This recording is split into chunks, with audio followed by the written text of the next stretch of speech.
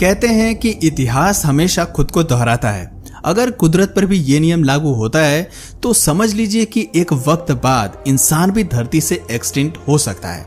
अगर आप सोच रहे हैं कि कैसे, तो ये मत भूलिए कि प्री हिस्टोरिक पीरियड में भी हमने कई जीवों को खोया था। ये वो विशालकाय जानवर थे जो धरती पर राज किया करते थे, लेकिन बदलते तापमान और जलवायु के साथ उन्हें धरती से विलुप्त होना पड़ा। इससे पता चलता है कि धरती पर हर कोई एक टाइम लाइन लेकर आता है, जिसके बाद वो प्रजाति धरती से हमेशा के लिए विलुप्त हो जाती है। आज भले ही धरती पर हमारा बोलबाला है, लेकिन एक समय बाद हमें भी इस स्थिति से गुजरना होगा।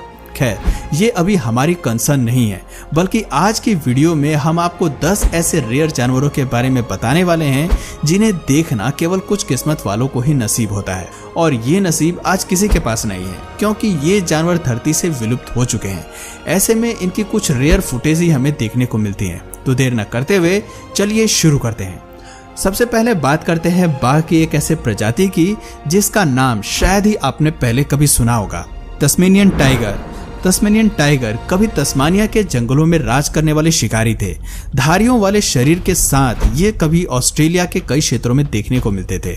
इनकी शारीरिक बनावट की अगर बात करें तो ये बाघ के मुकाबले इनका शरीर छोटा था, लेकिन सर बिल्कुल लोमड़ी की तरह दिखाई देता था। तस्मेनियन टाइगर को कई लोग कंगारू के करीबी रिश्तेदार के रूप में भी देखते थे। इसे देखकर लोमड़ी, भेड़िए या किसी भी दूसरे जीव का रिश्तेदार कहा जा सकता था, लेकिन ये कहीं से भी बाघ की फैमिली का सदस्य नहीं लगता था। खैर, एक वक्त था जब ये जीव खुले आम खेतों में घूमते थे, लेकिन साल 1936 के आने तक केवल एक ही तस्मेनियन टाइगर जिंदा था, जिसे कैद में भी रखा गया था। तस्मेनियन टाइगर के आखिरी सदस्य के खत्म होने के बाद ये कभी भी नहीं दिखाई दिए। आप तस्वीर में इनकी रेयर फुटेज को देख सकते हैं, जिसमें ये एक कुत्ते की तरह लगते हैं। कई लोग मानते हैं कि ये जीव आज भी जंगल के किसी कोने में जिंदा हैं और इंसान की पहुंच से बहुत दूर हैं। ऐसे में इन्हें दोबारा कैमरे में कैद कर पाना शायद मुमकिन नहीं है। पेरेनियन आइबेक्स एक बड़े शरीर, लंबे सींग और अच्छी खासी फिजिक के साथ पेरेनियन आइबेक्स कभी यूरोप में भी देखने को मिलते थे। यहाँ इनकी संख्या 50,000 से भी ज्यादा थी और इसीलिए यूरोप को पेरेनियन आइबेक्स का घर बुलाया जाता था। लेकिन 1900 के दशक तक इनकी संख्या में भारी गिरावट आई। साल 1910 में इनकी संख्या केवल 40 तक सीमित रह गई थी और इसके बाद इनकी संख्या में कभी बढ़ोतरी नहीं हुई। एक टाइम पर अपनी खूबसूरती और यूनिकनेस के लिए मशहूर ये जीव स्पेन और फ्रांस में रहते थे, लेकिन साल 2000 में ये हमेशा के लिए विलुप्त हो गए। खैर, दिलचस्प बात यह थी कि पेरेनियन आइबेक्स को फिर से जिंदा किया गया। दरअसल वैज्ञानिक तकनीक की मदद से इनके क्लोन बनाए गए, लेकिन पैदा होने के कुछ ही मिनट में क्लोन ने अपना दम तोड़ दिया। हालांकि इस जीव की क्लोनिंग को आज भी एक सक्सेसफुल एक्सपेरिमेंट के रूप में देखा जाता है, लेकिन कड़वा सच ये भी है कि क्लोनिंग की मदद से भी आज हम इन्हें वापस लाने में पूरी तरह से असफल रहे हैं। साल 2000 में इनके आखिरी सदस्य को देखा गया था। उसके बाद से ये फिर कभी नहीं दिखाई दिए। ये पहला जानवर था जिसे विज्ञान जगत ने दोबारा धरती पर लाने की कोशिश की थी। आज भी इस प्रजाति को दोबारा वापस लाने के ऊपर काम जारी है, लेकिन हम इनमें कितने सफल हो पाते हैं ये कोई नहीं जानता। खैर, अभी के लिए यही कहा जा सकता है कि प्रकृति की बनाई हुई इस खूबसूरत प्रजाति को हमने हमेशा के लिए खो दिया है। लॉन्सम जॉर्ज। अब बात करते हैं पिंटा आइलैंड के लास्ट कछुए की, जिसे लोग लॉन्सम जॉर्ज के नाम से जानते थे। हालांकि आज ये कछुआ हमारे बीच नहीं है, लेकिन ये अपने प्रजाति का एकमात्र सदस्य था। साल 1971 में ये पिंटा आइलैंड पर पाया गया था। दिलचस्प बात थी कि इनकी प्रजाति के बाकी कोई सदस्य जिंदा नहीं थे, इसलिए देखरेख के लिए इसे कैद में रखा गया। 100 साल तक जीने के बाद आज भले ही ये प्रजाति हमारे बीच नहीं है, लेकिन वैज्ञानिक इसके क्लोन्स बनाने की पूरी कोशिश में लगे हैं। आप साइज देखकर ही पता लगा सकते हैं कि ये कछुआ कितना अनोखा रहा होगा। अगर आज भी ये धरती पर जिंदा रहते तो पिंटा आइलैंड ही इनका घर होता। बाईजी, क्या आपने कभी चाइनीज डॉल्फिन्स का जिक्र सुना है? आज के समय में ये जीव भले ही हमारे बीच से गायब हो चुकी है, लेकिन एक समय था जब बाईजी चाइना के यांग्स रिवर में पाई जाती थी। 100 साल पहले बाईजी डॉल्फिन की अच्छी खासी संख्या चाइना में मौजूद थी, लेकिन वक्त के साथ इनमें भारी गिरावट आई। हम नहीं जानते कि असल में किस कारण से ये मछली अचानक ही धरती से विलुप्त हो गई, लेकिन वैज्ञानिकों की माने तो बाईजी डॉल्फिन आखिरी बार साल 2002 में दिखाई दी थी।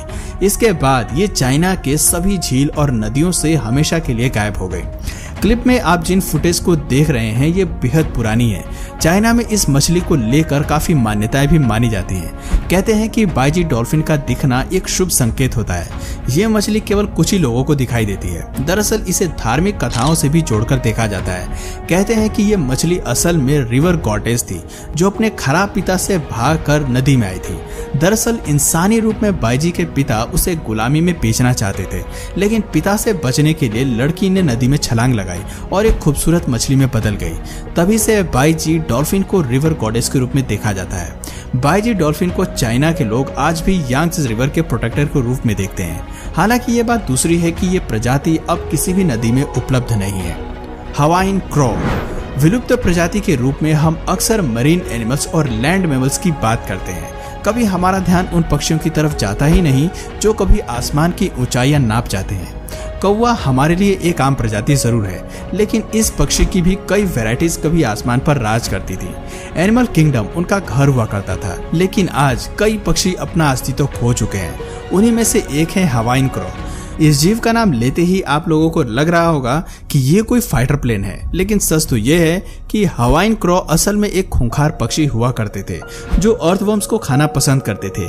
इन जीवों के अस्तित्व में अर्थवर्म्स की अच्छी खासी संख्या खत्म हो गई। इनके नहीं होने से अब उन्हें राहत जरूर है, लेकिन इनका विलुप्त होना बेहद ही दुखद है। सबसे अनोखी बात है कि हवाइन क्रो के विलुप्त होने का कारण शिकार नहीं था, बल्कि ये प्राकृतिक रूप से अपने आप धीरे धीरे संख्या में कम होने लगे और एक वक्त आया जब ये हमेशा के लिए धरती से गायब हो गए।